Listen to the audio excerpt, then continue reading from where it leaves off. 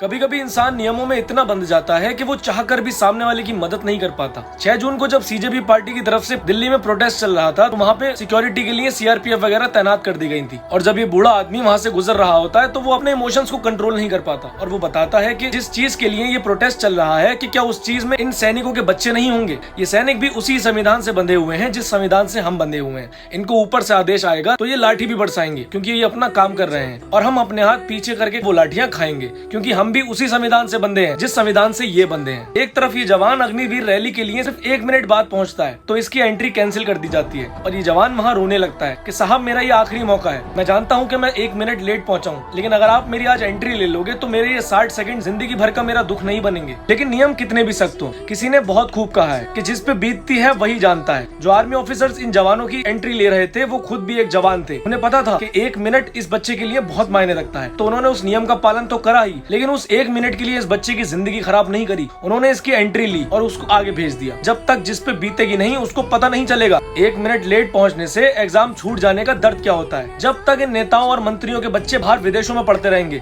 तब तक इनको वो दर्द महसूस ही नहीं होगा। भारत में अगर कोई बड़ा आदमी इस वीडियो को देख रहा हो और मेरी ये बात उस तक पहुंची हो तो साहब मैं बहुत छोटा आदमी हूँ। मैं आपसे सिर्फ एक ही बात कहना चाहूंगा कि भारत के संविधान में एक रूल और होना चाहिए कि जो कोई भी नेता भारत से चुनाव लड़ेगा उसके बच्चे जिंदगी भर भारत में ही शिक्षा प्राप्त करेंगे और भारत में ही नौकरियां या फिर बिजनेस करेंगे। क्योंकि अगर वो नेता इस भारत के संविधान की सच में इज्जत करता है तो वो अपने बच्चों को पढ़ाने बाहर नहीं भेजेगा, और अगर वो अपने बच्चों को पढ़ाने बाहर भेज रहा है इसका मतलब उसे अपने भारत की शिक्षा व्यवस्था पर यकीन ही नहीं है।